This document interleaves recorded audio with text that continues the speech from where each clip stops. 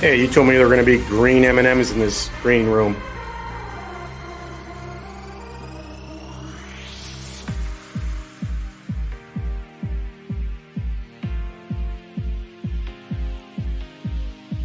Two minutes, guys. 2 minutes.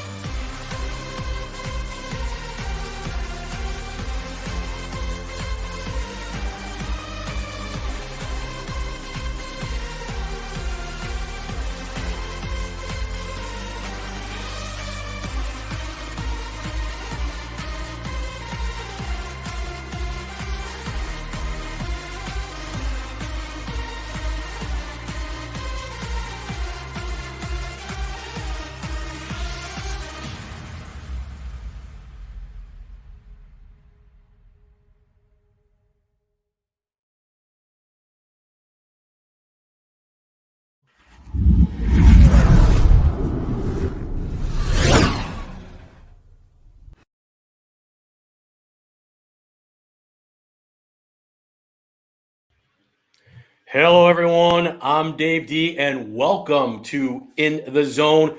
We are live from the XP Midwest Studios. I'm Dave D. He's RC Dunn, and this show was brought to you by XP Metal Detectors. XP leading the way in innovation. Well, my co-host tonight doesn't need much of an introduction, but I promised that I would do one for him. So he's our chief engineer and producer. Iowa's field rep, long-time standing member of XP Team USA, ladies and gentlemen, Mr. RC, the sticker man Dunn. What's up, RC? What's going on? I guess my reputation precedes me, huh? Yeah. What are you, still in fourth grade collecting those stickers, huh? Well, you know what? Check this out. Look how cool that looks. You know what? Macro. I'm proud that about 25% of these stickers I have designed myself, and I've got 3/4 of my dad's Vietnam footlogger covered, so that whenever I go to different metal detecting site groups and hunts and things like that, I can get all my gear. You know what? I'm proud. There's nothing cooler than someone reaching out to me saying, "I got a sticker for your case." So, you know, yeah, what? It's an extensive collection. I think the last time I saw that was at Detecting the Heartland last year, and it was, I think only the top of the case had stickers on it. Now that thing is like 360. You know, nice. Well, awesome. We're not here to talk about stickers. No. RC, what's on the docket tonight? We have an honest-to-God treasure hunter on the show tonight. We've got a famous, dare I say, infamous YouTuber, and we've got a teammate and a fellow guy who's doing some awesome stuff with us on Facebook, and he's up in upstate New York, so it's gonna be a great show.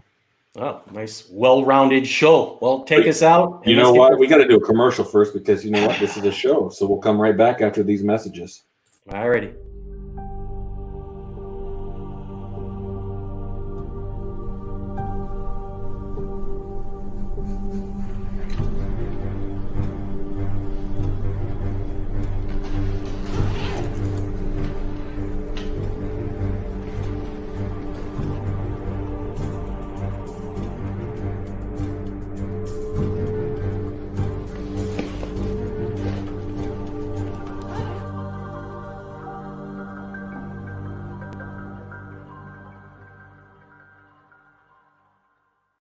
I love mine. I love mine. It's a great product. All right, guys, we're in the zone. Welcome back. I'm Dave D. He's RC Dunn. And it's time for our YouTube spotlight each week. We'll be highlighting a metal detecting YouTuber. Now, if you have a special YouTube channel that you would like to share with us, hit us up on Facebook Messenger and we'll try to get you on the show. Tonight's YouTuber is brought to you by the XP Skill School. You can follow Gary Blackwell's XP metal detecting tutorials to better your experience in the field. The XP Skill School on YouTube. Tonight's guest YouTuber hails from Southern Vermont. His channel, Green Mountain Metal Detecting, has over 74,000 subscribers, actually almost 75 right now. He attracts millions of views. His adventures and explorations will take you back in time where the pioneers once lived. And here's a clip. Folks, my name is Brad, and today we're on another adventure in the mountains of Vermont.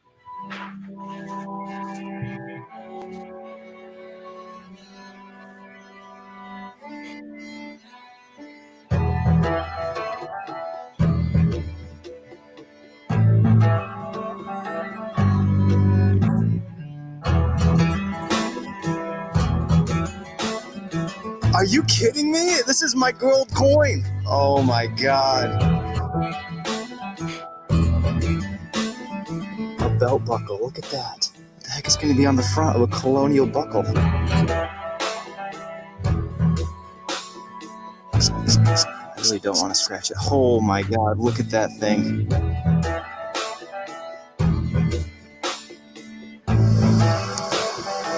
that what I think it is?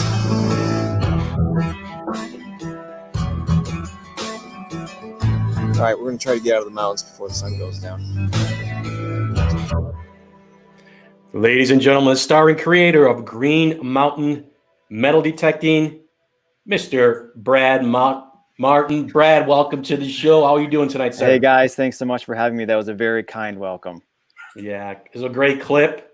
Loved it, the exploration. Brad, you have a flair for exploring and adventure. Now, you tie in metal detecting with these videos. When did you actually add this to your video blogs? Metal detecting, that is. Well, it's actually started out metal detecting. You know, my first several videos started out very much, you know, the point and shoot. I find something, I had my phone, this is what I found today. And that was the whole video. And then, the years went on, and these places that I typically go to, it's often quite an adventure getting to them.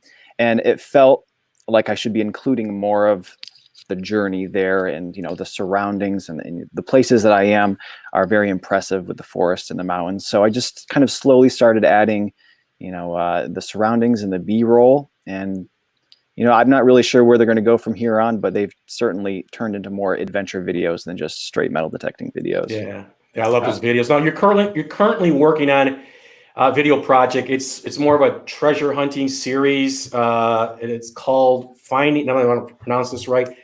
Finding the Vault of DeGraw. Is it DeGraw? It's DeGraw. It's close. DeGraw. Yes. So can you tell us a little bit about the series? Yeah, sure. My buddy Eddie, my partner in crime with a lot of my metal detecting videos, has just been hounding me about this Spanish treasure that's supposed to be in the mountains of Vermont. And I've just kind of brushed it off for years. And then I had another friend mention this thing to me, a myth about a Spanish treasure in the mountains. And I said, you know what? 2 people now have mentioned this thing to me. I should maybe look online about this. And it's incredible how widespread it is, how many stories there are about this very specific person who have hidden treasure in the mountains. And Eddie and I have decided to kind of make a full series out of this. It's going to take probably all year. And we're going to kind of be exploring different facets of the story. And in fact, this weekend, we're going to be investigating dowsing, because there was this team of folks in the 1840s that spent a lot of money and did the dowsing thing looking for this. And we actually spoke to XP's very own Gary Blackwell about it, and he sat down and was kind enough to talk to us about it and did a little interview. So we're excited to kind of get started on that. Yeah, he's in episode 4, isn't he? What's that? He's going to be on in episode 4. He's going to be on episode 4. Yep. He's quite the I don't know. Gary's kind of like the Renaissance man. He tries a little bit of everything. It was crazy. I was looking on YouTube trying to find people to talk to us about dowsing, and we reached out to like maybe half a dozen people, and nobody wanted to be interviewed and filmed. And then I was just kind of looking through the videos and like, that's Gary Blackwell, and he's got dowsing rods. So I'm going to reach out to him, and he was happy to talk to us about it. Well, some of your most well-known videos, the half escudo, if I said that right. Yep. The continental U.S. button. You got that Drake bust dollar that was a counterfeit. Yep. And then you found your white whale. First of all, the heck is an escudo? It's the smallest of the Spanish gold coins. It is, God, if I can remember this right, it's as much as an 8 real, I think, or it's 2 full 8 real or 16 reals. I think it's 16 reals. Yeah, I'm already lost on that one. It's Yeah, the Spanish currency was very confusing, but it was all like base 16. It's like, I remember it's a quarter doubloon, which, you hear about doubloons. That's like the coolest. Yeah, it's like a quarter doubloon or an eighth doubloon. Like all of our Goonie bodies are doubloon. Yeah, it's very small. I actually have it right here because I thought maybe we would talk about it. It is smaller than a dime, and smaller than a half real. And 1786. This was a huge surprise. And in that video where I found it in the very beginning, I'm like, oh no, it's silver. And then I rub it and it's actually gold. And I actually I cut out like 5 minutes of me humming and hawing with my friend Mike, because in that specific mountain we've been before, and a lot of the silver coins kind of had like a brown staining to them. And so I was confident. I was like, no, it's a half real. It's half real. And I was spraying it. Oh, we were talking about about half reals. And then I rubbed it and it was gold. And wow. I flipped out. Yeah, still on my gold is still on it. Pretty much everybody's gold coin, at least, is on pretty much everybody's bucket list. So now your Drake bust dime turned out, or dollar actually, turned out to be counterfeit. Is that a good thing? How do you feel about what did you find out? How did you find out it was counterfeit?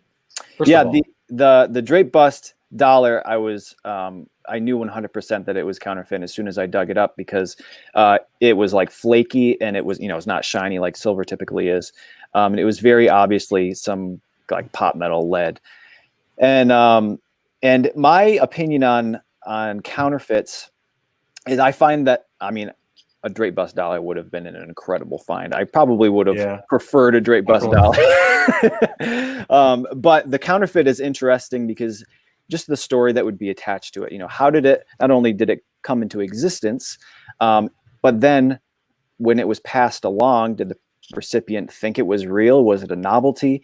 And then how eventually did it find its way into the ground? You can kind of imagine somebody getting it as if it was real, discovering it was fake, and tossing it. At least that's what I like to think happened. What do you think they're worth now? Like counterfeit versus real. Is there like a market for counterfeit too? I'm sure there is. I don't sell my finds. I don't really sell any of my finds, so I haven't really investigated the value of those things. But funny you ask, and we didn't just talk about this ahead of time. I actually got an email about 3 days ago. A guy's writing a book about counterfeits, and he wants to include that Drake bust. And he said that they're incredibly rare. I don't know if that translates to monetary value or not, but it's rare enough that he saw mine and he wants to include a photo of it in his book. So I'm known kind of as like a sidekick for Len Quelland with on the team. He taught me everything I know about detecting. Tell us about Eddie. How'd you meet him? He's his own character. Tell us just your relationship. Talk about Eddie. Yeah, Eddie. I was a guitar teacher, a private guitar instructor for most of my life, and Eddie was one of my first guitar students. He was in high school, and I was still in college, and I probably taught him guitar for 10 years. And eventually we started kind of hanging out outside of the guitar lesson thing. And I think that maybe he was even the first one to kind of talk about how we should like go out and find Spanish silver coins. Like, what are you talking about? Like, we're in Vermont. You're not going to find Spanish silver coins around here. And in a lot of those, the kind of illusions of grandeur that I thought he had are very much realistic things that you can find around here. So I owe that to him to kind of get me out there. But yeah, he's he was in college and grew up, and now he has like a full-time job that he can't get out with me as much as he used to be able to. But he gets out as much as I can get him, and he's just a funny guy. Okay, so maybe I should change instead of having our own Gary Blackwell be a Renaissance man, let's talk about you. Play music, metal detect, and check out these. You also do leather smithing. You've got what is this? This is a leather notebook. Now I hear you also do holsters for pinpointers. So I guess after the show, I just send you my address for my MI6 pinpointer. Is that how it works? Sure. Yeah, my leather work was just kind of a hobby in between metal detecting seasons. It was kind of a wintertime thing. And it started off, I was just kind of making holsters for my own guns and my own knives. And then, the metal detecting thing started picking up, and I kind of made holsters for my digging tools and my pinpointer and kind of leather work for my bags and stuff. And then, people kind of see that stuff. They say, oh, I'd love to buy a pinpointer holster. And okay. So I kind of offered them on my website. And now, it kind of turned into a leather store on my website. And that leather journal isn't something I was going to, offer out to people, but I carry one of those to keep notes on filmography stuff, keeping track of how many shots I have, how many things I found that day, notes about the sites. And I made myself a leather cover for that, and people saw it and were interested. So I decided to offer those as well. So that's what that's intended for, is for bringing out in the field. And it's waterproof paper for keeping track of what you find. Hey, let's go to I've got a comment here real quick, or a question actually. Sandy Hansen says, how do you find out where to hunt in the mountains? I assume research is just as important in the mountains as it is down here. Yeah. It's research is a big part of it, but to be completely honest, the last 3 years, thanks to the YouTube channel, most people reach out to me, and I don't really have to kind of go searching for places anymore. I've got a pretty good list of places that I have to go this year that all of these people found my YouTube channel and have invited me to their land. So Nice. Once they do that, then I can kind of hit the books and check for the old maps. And I have been doing a lot of research on newspapers.com. It's a subscription service, but it's an incredible tool. You can just search for people's names and you can find local newspapers back to the 1700s. So I've been using that a lot lately, and it's been really interesting being able to see like land sales, and people talk about kind of like, Eddie and I have been joking, this newspapers thing back from the 1700s. It's very much like the 1700s version of Facebook, because there'll be whole pages of like, Jill and Bob went for a picnic today. This person and this person sold a goat today. And it's just like this very interesting part of a newspaper, but you can get a lot of really cool information out of stuff like that. Finally, Amy asks, what's your favorite thing that's not a coin to find, and why? Man, there's always things that you find that are brand new that you've never found before. But out of the things that I pretty routinely find, I think probably shoe buckles, colonial era shoe buckles, just because they're all very unique. They're very different. And they kind of represent a very narrow range of time and history that I find very fascinating, the colonial period. Whenever I find one, I get comments in the YouTube videos like, why does this guy get so excited about shoe buckles? And I don't know, it's just such an iconic thing. It never existed. And then it was super popular. Everybody wore shoe buckles, and then it went out of fashion, and nobody, you look at that and it's kind of this quintessential pilgrim thing. So probably shoe buckles, I would say. Well, Brad, thanks for joining us. You have something else you want to add to that? Yeah. So recently you changed the detectors. Now you were using, I think the Garrett, one of the series of the Garrett detectors, and now you moved on to the XP Deus. Why the change, and how are you getting along with it?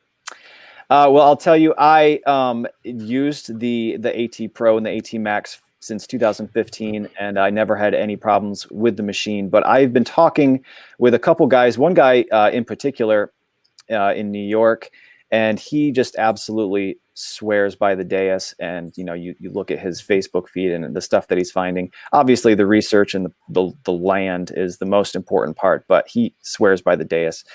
So I've been doing a lot of research, and I really decided that that's something I wanted to try. And I've been using it. I think I brought it out on 6 full days, and I'm about half of those are sites that are like my go-to. It's on family land, and I've been to each of those 30 times.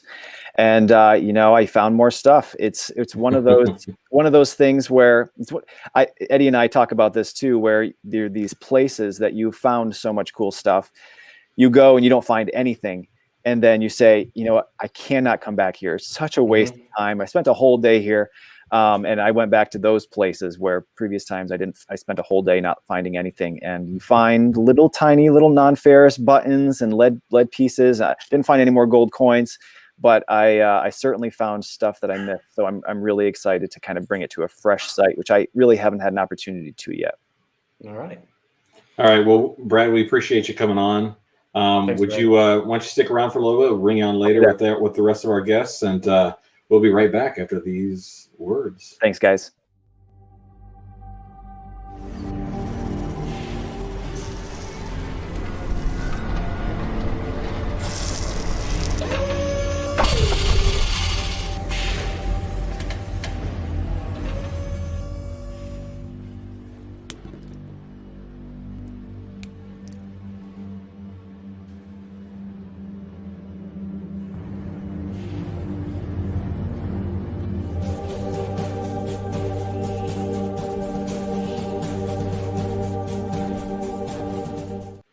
We're back. All right, welcome back to In the Zone. This segment is brought to you by the XP Team USA store.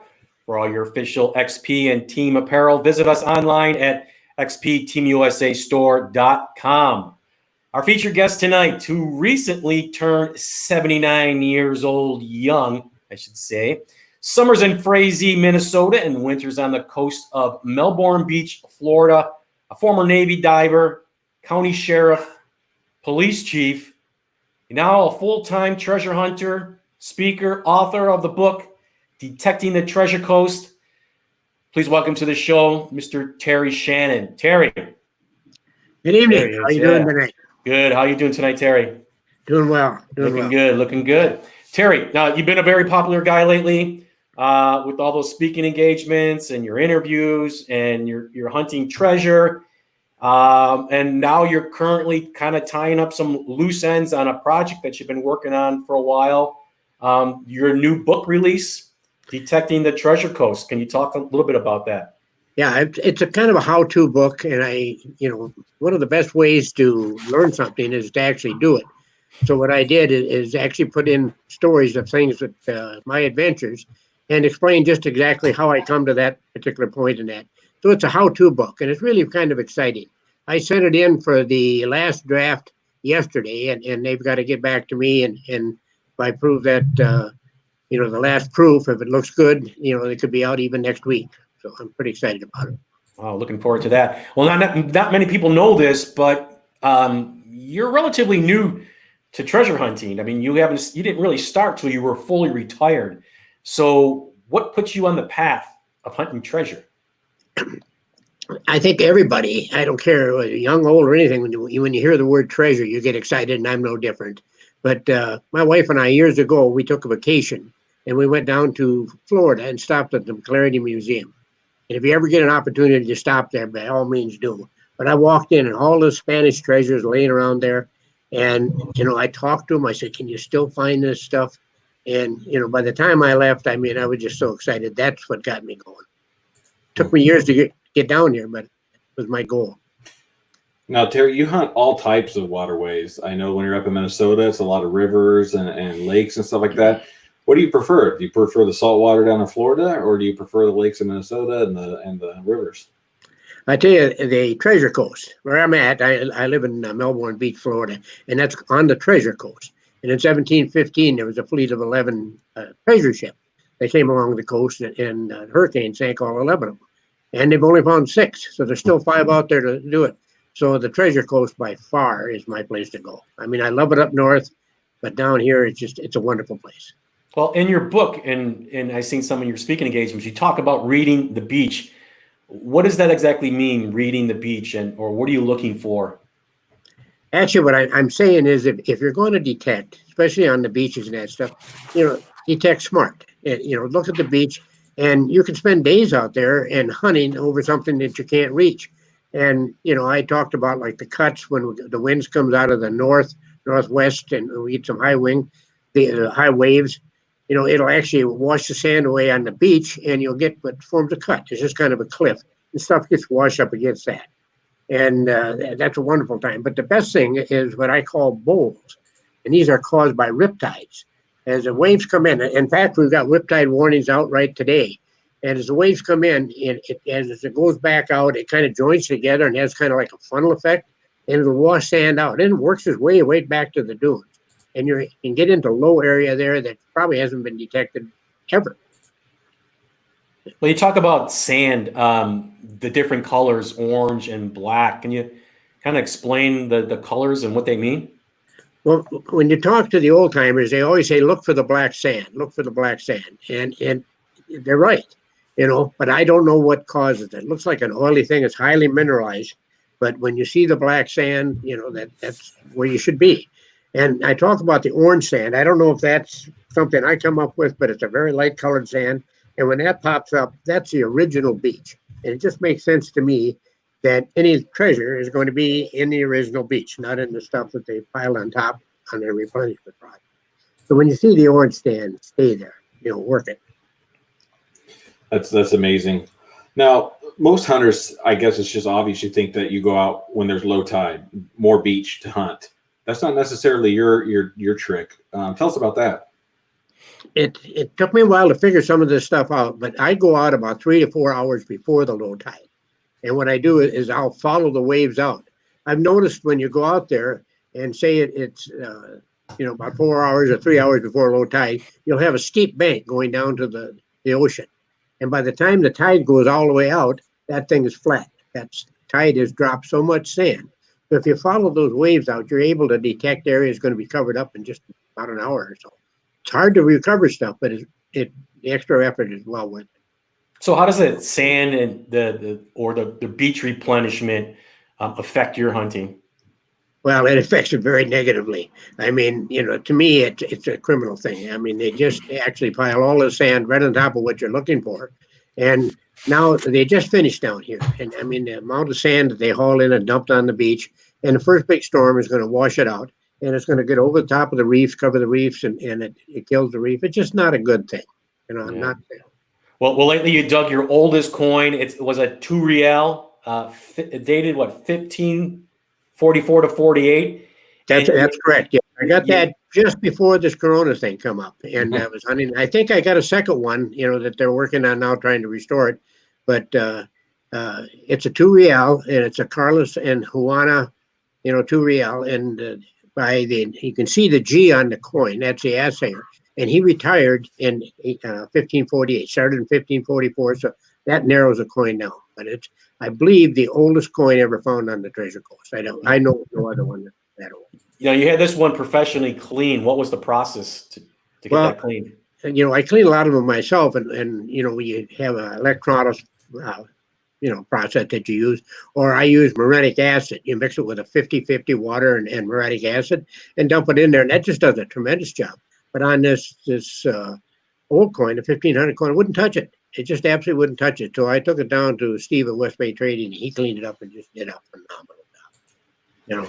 Looks really nice now. So what are some of your other memorable finds off the top of your head? I think the most memorable one, of course, is my first Spanish coin. It was a 1701 2 real. And we had a storm. It lasted for about 3 days. And at that time, we were staying in a fifth wheel camper right on the beach. And it just cut the beach down. And it was just the most phenomenal detecting I've ever had. Found 5 gold rings, all kinds of sinkers. And I got that first coin. And boy, is that a big deal. And you made it into a necklace, am I right? Yeah, I took it down, had Steve clean that one too, and I had to put in this gold bezel. Steve did that, and I wear it proudly. That's my big thing. Talk about this emerald ring. Oh, the emerald ring. That's kind of neat. I've got found rings. That one was appraised at about $11,000. I got a formal appraisal on it, but I found better rings than that. But this particular ring, I was walking on the Treasure Coast, finding absolutely nothing. I mean, I walked a long, long ways, nothing, not a penny, nothing. And all of a sudden I got that one signal, I scooped it up. And when I dumped the scoop, that ring was rolling out. That was basically the only find I found that day, and it was $11,000. So a real crappy day just turned into a great day. Now, with your notoriety, people see you on the beach all the time. How do you handle that? How do you handle people that don't want to do the research, that just kind of want to follow you around? What's your plan of attack if that ever happens? Well, it's kind of irritating. It really is. But the beach changes at least twice a day. Every tide it changes a little bit. But these people would be so much better off by doing their own research rather than try to follow me. I'm just when I'm into something really good, and people know about it, I'll actually, ride with somebody else, and his friend of mine, my partner Jerry, and he'll drive, and so they don't know where my car's at. Well, we have any questions? We do. From the chat? Sandy's on fire tonight. She used to live on the west side of Florida. Have you ever detected by Sanibel or south in that area? I've been over there, and I detected one day in the water, and I found a ring, but I don't go over that often. The Spanish treasure has just got me, it's just, I'm spellbound by it. I'm totally in love with the Treasure Coast. Well, people know you're also, you don't just hunt, the Treasure Coast. You're a land hunter, and you do rivers and lakes. Yes, Also, up in Frazee, Minnesota, there's a river where the kids tube down, and they've been tubing in there for about 25 years. And what's neat on that river is I grew up on that river. It's the Otter Tail River. It comes out of Hythaland, and our farm bordered that property. And when I first started detecting in that river, I was averaging 80 to 100 rings a year. And it's just phenomenal. And it's just a wonderful place. so how deep do you go in the water? Now that you're Actually, 79, how deep would you go now? Well, I haven't got any smarter. Floats. Being older doesn't make you smarter. But the river is a very fast-moving river, and the water's only maybe waist deep. But there is a couple times that I've tripped and rolled down the river a little bit, and you're okay as long as you don't hit your head or something like that. But it's scary if you're not used to it. One of our teammates, Steve Finner, has a question. What types of storms will you not hunt after, or do you recommend hunting after every tropical storm or storm? I would hunt after every storm, especially if they got the wind. But the only thing that I would not do is if it's lightning, you can't hunt anyway. The interference screws up your detector, and there's a good chance of. In fact, there's a guy that got killed a couple of years ago right out in front of our where I live here. Oh man! He got hit by lightning, and it just, it isn't worth it. So when you come in, oh, sorry. Go ahead. You go. When you coming back to Minnesota? Well, I'm waiting until the book gets done. When I can hit that button that says publish, then we'll head back. And that should be, I'm hoping, in the next couple of weeks. But you said there's snow on the ground. I'd stay in Melbourne. It's beautiful down here. I go back and everybody kind of, looks at me because I'm all tan. Hey, Terry, if people want to get on your blog and get your newsletter and stuff, how do they reach out to you? Okay, I just put out my email address. It's T Shannon, all little letters, no caps, at arvig.net. It's Arvig is a company up there in Minnesota, ARVIG.net. It's T Shannon, arvig.net. All right. Hey, Terry, thanks for joining us tonight. You think maybe you'll stick around and we'll bring you on at the end? But I tell you one thing, if you haven't, can they pre-order the book now on Amazon? I don't know. I don't even know how I'm going to order it. If I can, I've never written a book before, so I've got to learn all this stuff. But I'll be ordering the proofs, and then as soon as I get that information, I'll, if it's okay, I'll let you know. Please do. And, all right, Terry. Great. We appreciate that. Yeah, thanks for joining us. And now I'll probably see you over the summer because we have plans to do a video together with yourself and our Team Water hunters, the Minnesota Beach Boys, Alan Carpenter and Jim Kachiver.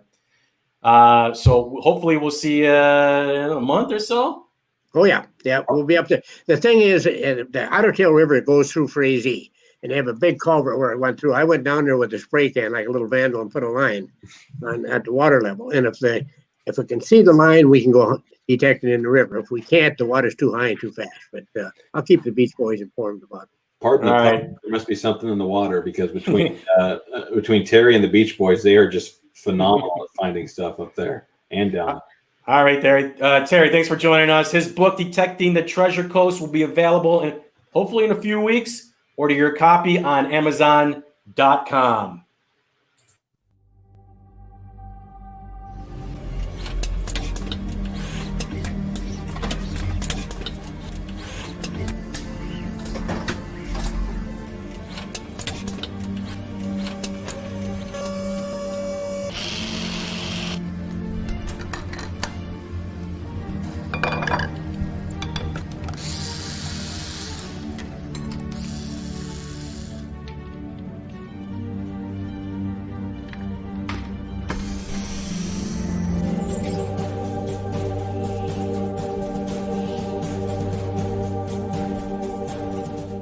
Dave, I'm jealous. You saw that firsthand.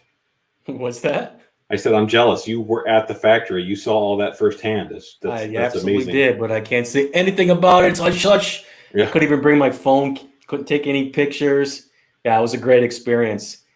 All right, guys and gals, it's time for Facebook Find of the Week. Tonight's Facebook Finds is brought to you by Digger's Den, getting you geared up because the real treasure is in the hunt. Check them out online at dddetectors.com. All right, friend, let's go see what we got this week. Ooh, look at this. Well, Tony found a flying eagle scent, which is new. If you've been on our Facebook page, you know that we're in the middle of or almost finishing the A to Z finds. But we had to go dig deep and find some recent finds, and Tony Mantia found the flying eagle scent. And then this is pretty cool. We got Greg Williams. He found some suspender clips and some buckles. He went out on the 10th. And but I think one of the good finds that we had this past week was our very own Peter Sorrell up in with Adirondack Detecting up in northern New York. Look at that. Yeah, Pete's a great guy. And for those who don't know Pete Sorrell, he runs the Adirondack Detecting Facebook group. He's an XP dealer. He's the producer of Digstock, which is happening in October. Keeping my fingers crossed on that. And he's an XP Team USA New York field rep. Pete, are you there? There he is. Look, here I am. Right off the farm field. There you go. Yeah. How you doing tonight, Pete? I'm doing pretty good, actually. I was just detecting before I came on with you guys. Just get all cleaned up, and did you find anything good? Oh yeah, I think we ended up on another site that was either not detected before or we got lucky, but we got a lot of great War of 1812 artifacts. The only problem is the guy said one time only. So. Oh. So what do you do when it's one time only? Do you cherry pick or do you just dig like a maniac? I don't think I change any of my tactics. I'll dig just to everything, basically. And we didn't know what we had until I dug a War of 1812 infantry button, and I said, "Hey, look at this!" And the guy I'm hunting with, who I just sold him an ORX, so he was out there with his ORX, and he goes, "Oh, I got one too." And so we knew we were on something, and basically just went on our way, and we collected quite a few relics today. Well, so Pete, now this is very important. Everybody is asking us questions, and now that we got you on the show, is Digstock still viable for this year? At this time, yes, Digstock is still on. We still got, here it is, May 13th. We've got 5 months to figure out what's going on. We'll probably have a better idea in a month or two once everybody starts opening up, what our plan will be. But as far as I know, everything is still on. We've still got all of our reservations. We've already spent a bunch of money towards the event. And we're just kind of going with the flow, trying to do the best we can with the circumstances. And right now, we might be the only show in town come October. So we're really hoping things clear up here for everybody, and we have a good show. And I assume the normal safety procedures, until there's a vaccine, we're all going to be kind of up in the air. But I mean, we'll practice social distancing, wear masks if you want to. But you know what? The great thing about metal detecting is we're going to be out in the field looking for War of 1812 stuff. And it's a social distancing hobby. Right. The only time you really get close to anybody is when you're showing your finds at the end of the day. But I mean, we've got a great group of guys putting this on. I've got my friend Dave Lofgren, who he's our financial guy, and he's a longtime detectorist. And we've got Mounds out of North Carolina. He's my business partner. And so we have conversations almost on a weekly basis to make sure that we're, basically keeping an eye on things, figuring things out. We just had a call this evening, and we're just, really crossing our fingers. Everything goes well here over the next couple of months, and we're going to keep pushing it, and hopefully things will work out, and we'll see a bunch of you in October. Hey, let's get back to that find that we brought you on for. Talk about, what'd you find? how many different regimental buttons, or just talk about the yeah, I site? think there were 4 or 5. Let's see. So there's 4 different regimental buttons. And so the site that this stuff came from is a War of 1812 fort. They built it but never used it. And my friend Brian and I have been metal detecting this site for 5 years. But every time they go and move some brush or something like that, we give it another shot. And this was one of those days. They moved some brush, and I can tell you, the day has just lit up. And I found that piece of a U.S. infantry Shako hat badge, which we've come to now find very rarely come up in any sort of significant pieces. I don't know if the soldiers clipped them or what, but that's a pretty significant find to find that much of it intact. Usually we find just little pieces. In fact, today we found probably 5 or 6 different pieces from 2 different types when we went metal detecting today. None of them were whole. They all looked like they were cut or something. Wow. Pete, Adirondack Detecting. Tell us a little bit about your Facebook group. Yeah, so I started Adirondack Detecting when I moved back up to the Adirondacks in 2014. And it's basically a loose group of folks that just enjoy the metal detecting hobby within the Adirondack Park and around the area. We don't have a club. We're not a real, club per se. We just kind of have, if people want to get out detecting or they want to learn a detector, I sell metal detectors now on our website, adirondackdetecting.com. You can find all the information for dig stock up there, but mainly it's just an outlet for to basically sponsor dig stock, and just the whole hobby, the hobby as a whole. So we just do our best to show everybody what metal detecting can be like when you do it right, and we encourage everybody to get out there and detect. And if they have any questions, feel free to ask us. We're here to do that. I'm always happy to help. So Pete, when you're pretty good at photography. I've seen a lot of your stuff. Actually, you'd rather do photography than doing videos. Yeah. So so you're going to be running our Instagram page, and what do we have in store for that? I know you got something going on the team Facebook page.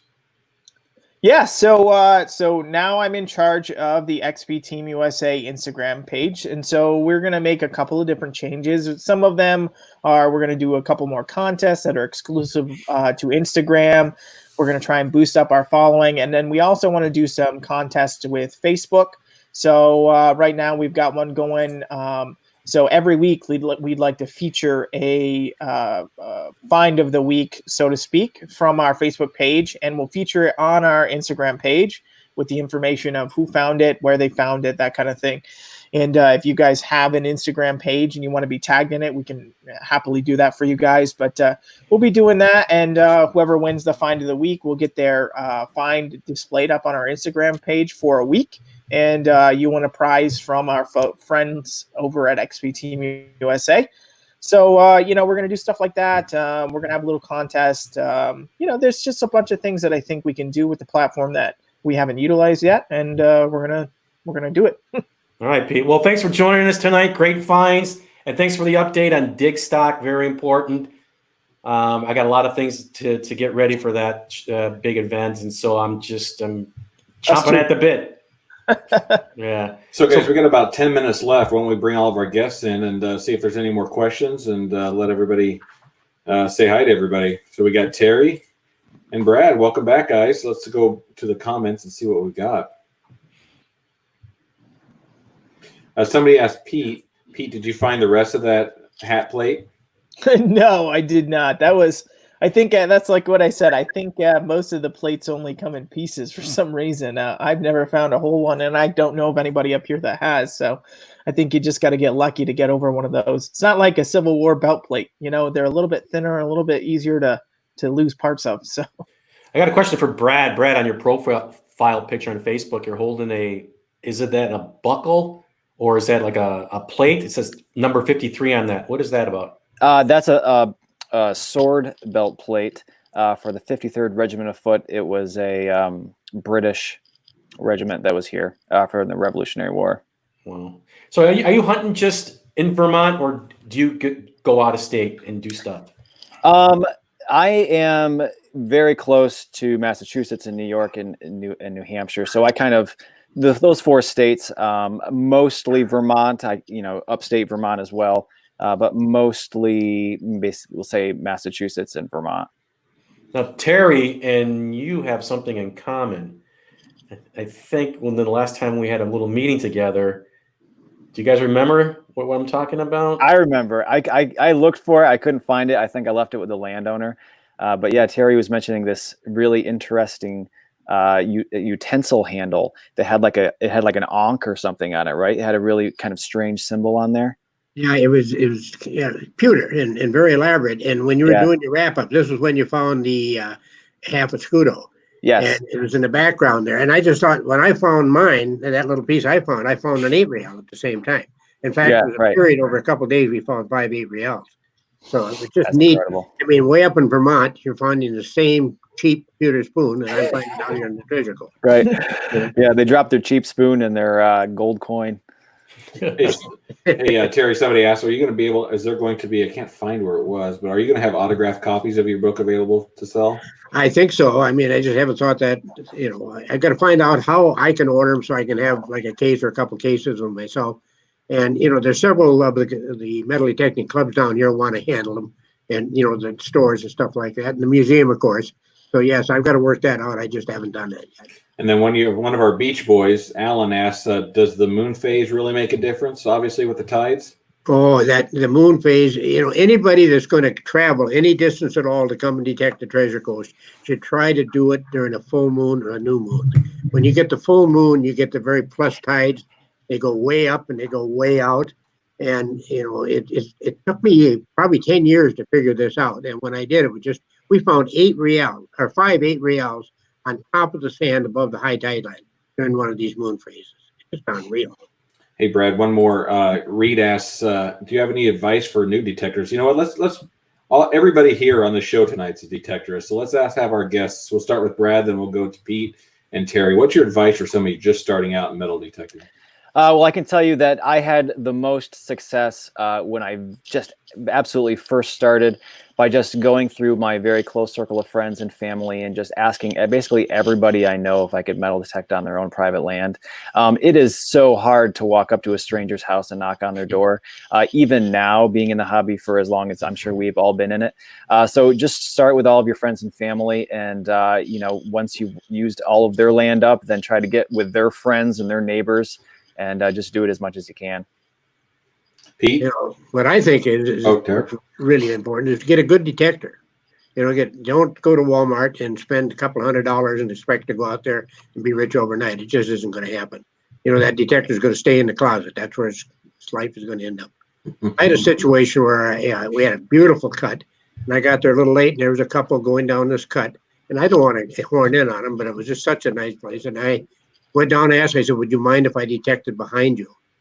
And that's what I did. And I'm just digging steady. I forgot all about them. And they come back. And, he said, we've been watching you. We haven't found anything. You're just digging steady. And I said, I'll show you what. And I dug a coin down about 8 inches. I said, go over it with your detector. And he did. Nothing. And I went over with mine, beep, beep. And he shook my hand, said, we're going back to Walmart and returned the detector. So getting a good piece of equipment is important. That's where you guys really shine.